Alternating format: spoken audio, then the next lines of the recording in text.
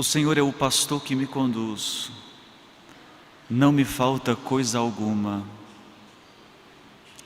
Meus irmãos, bom dia. Muito bem, irmãos, no domingo passado, nós escutávamos o Evangelho onde Jesus chama dos seus discípulos 12 homens. Chama pelo nome, envia esses 12 homens a ir levar a sua boa nova. Mas deu algumas recomendações. Vós não deveis levar pão, nem bolsa, nem dinheiro. Deveis calçar uma sandália. Deveis levar um bastão. Deveis ficar na primeira casa em que fordes recebidos. Se naquela cidade não fostes recebidos, batei a poeira dos pés. Nós escutamos isso no domingo passado. E o evangelho que nós escutamos hoje é o retorno dos apóstolos dessa missão. E nós escutamos já nos primeiros versículos desse evangelho que os discípulos voltam eufóricos.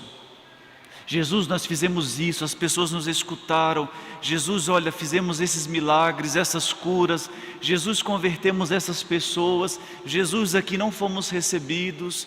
Eles voltam contando como foi.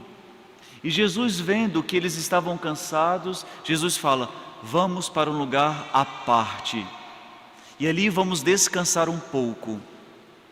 E a multidão, vendo que Jesus estava se dirigindo para a outra margem, a multidão corre, porque a multidão quer encontrar Jesus. E ali Jesus sente compaixão daquelas pessoas que estão correndo ao encontro dele. Muito bem, irmãos, o evangelho de hoje coloca para aqueles que são pastores. É claro que Jesus hoje está se dirigindo nesse evangelho para aqueles que foram consagrados para anunciar a boa nova. Mas esse evangelho serve para todos aqueles que exercem a missão de pastor. Pastor de uma casa, pastor de um serviço, pastor de uma comunidade. Então serve para todos nós, porque cada um de nós exerce o pastoreio em diferentes formas. Alguns como pais, outros como patrões, outros como chefes de um departamento.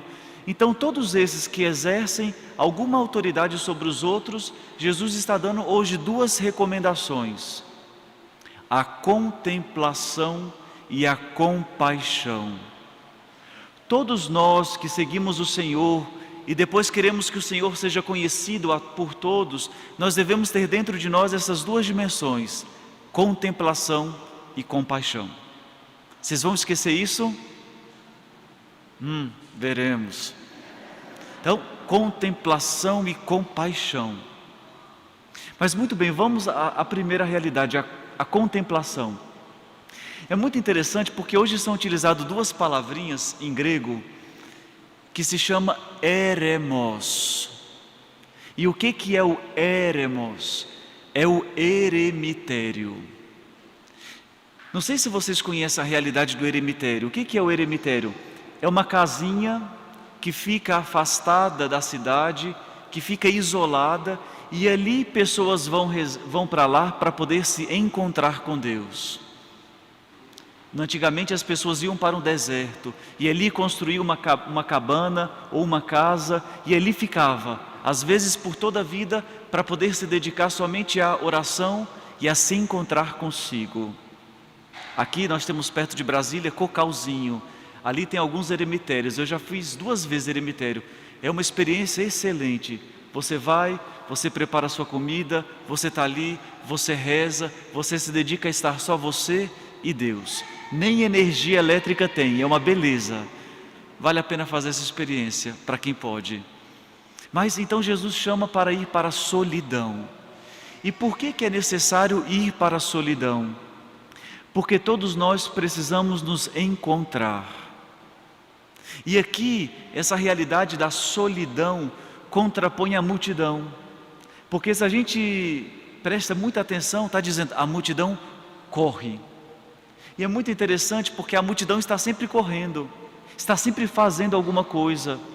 E nós temos a grande tendência também nós, de ficarmos sempre correndo. Eu levanto, faço isso, faço aquilo, faço aquela outra coisa. A nossa vida às vezes também é assim. Eu preciso estudar, preciso fazer uma faculdade, preciso arrumar um emprego, trabalho, tenho que construir uma família, tenho que educar os meus filhos, tenho que cuidar dos meus netos. Quando você pensa, chegou a vida melhor. Vocês entendem como às vezes nós estamos sempre correndo? E muitas vezes nós vamos tanto só fazendo as coisas que nós não descobrimos se nós estamos na estrada certa, ou se Deus está nos pedindo algo e a gente não percebe.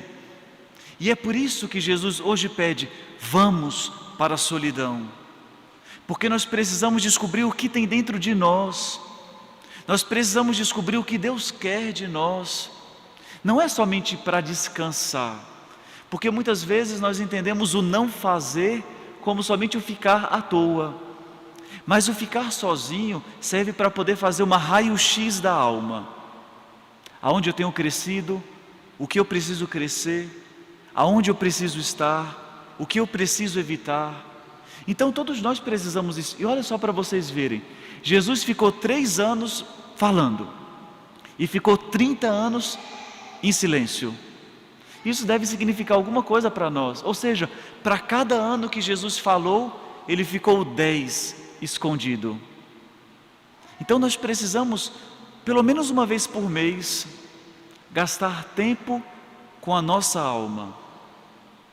E é por isso que eu convido vocês a dedicar um período do mês para você fazer uma revisão de vida. Aonde eu estou? Como é que está a minha estrada?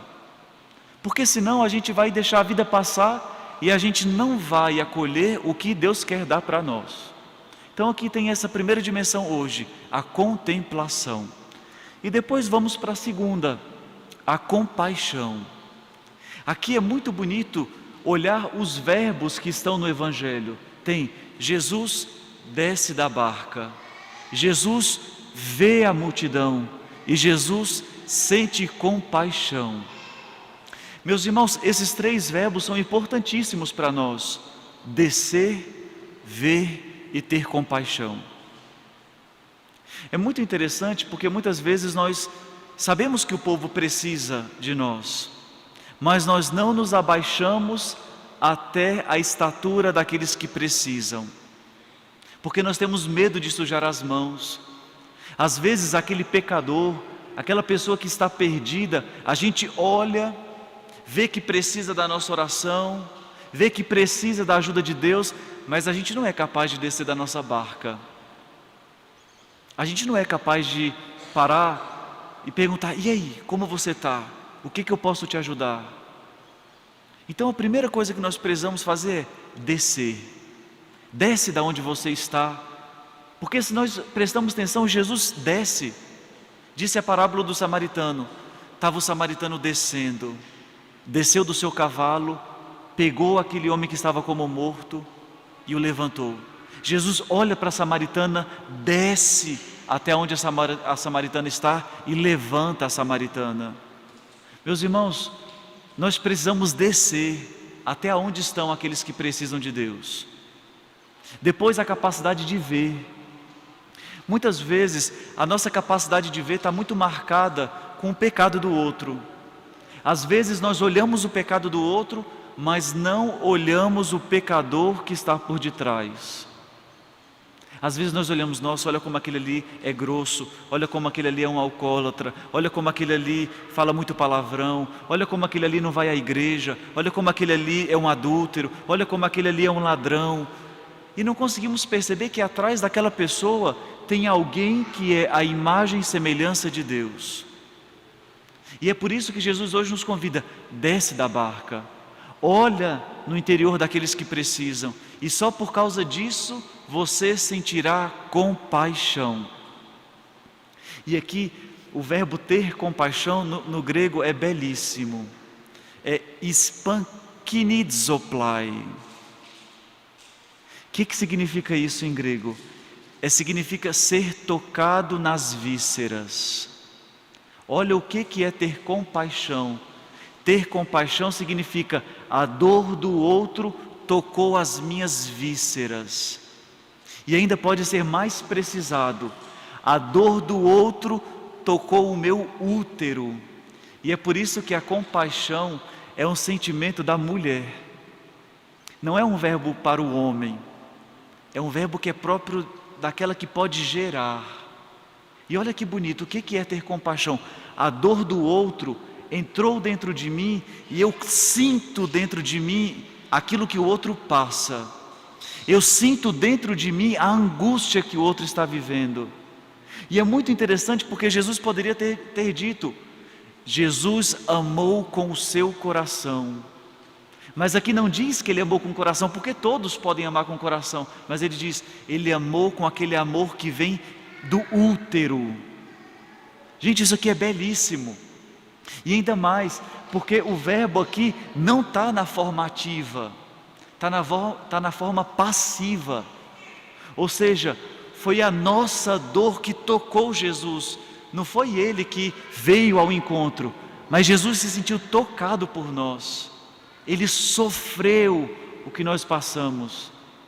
E é por isso que ele tem compaixão, porque ele entrou na nossa pele. Ele sabe quando você está angustiado. Ele sabe quando você não sabe o caminho que deve tomar. Ele sabe quando você está desesperado. Ele sabe quando você está naquela dor na alma, no corpo. Isto é ter compaixão. Mas Jesus hoje nos exorta uma realidade muito grande. Parece até contraditório, porque os apóstolos voltam dizendo: Jesus, fizemos tanto. E Jesus fala: ainda tem pessoas sem pastor, ainda tem ovelhas que não têm pastor. E aí nós escutamos a primeira leitura hoje, o capítulo 23 de Jeremias. Jeremias, ele via que os líderes do seu povo estavam muito mais preocupados com eles do que com o povo. Aqueles que Deus constituiu para guiar o povo, eles estavam preocupados com a comida, com o descanso, com a fortuna, com a vida deles. E Jesus diz: olha, o profeta Jeremias, vocês foram feitos para dar a vida pelo povo, e vocês na verdade estão preocupados com vocês. E é por causa disso que as ovelhas se dispersam. Quando pastores começam a se preocupar consigo, as ovelhas não têm a quem recorrer. Quando nós, padres, quando nós começamos a nos preocupar com a nossa vida, com o nosso descanso, com o nosso bem-estar, as ovelhas não têm a quem recorrer. Vocês, pais, quando começam a preocupar com os projetos, com a vida, com o descanso de vocês, os filhos não têm a quem recorrer. E é por isso que Jesus fala: o bom pastor é aquele que é capaz de reunir ao redor de si.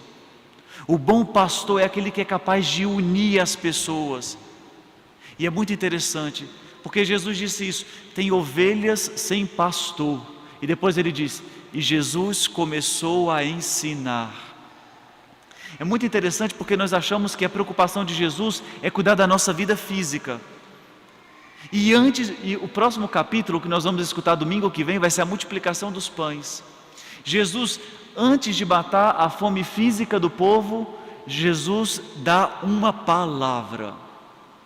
Porque o povo, mais do que pão, o povo precisa de uma palavra. Meus irmãos, quantas vezes o nosso coração precisou de uma palavra? E é isto que é o trabalho, a missão de todos os pastores: oferecer uma palavra que console o coração das suas ovelhas.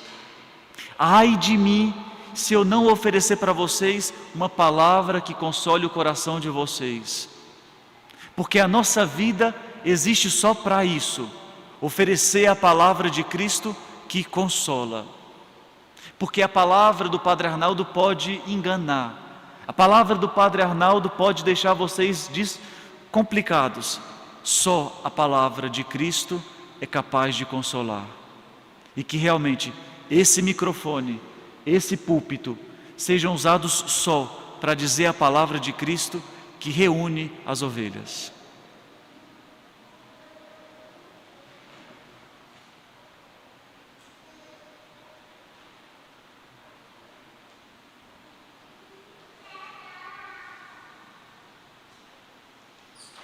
Creio em Deus Pai.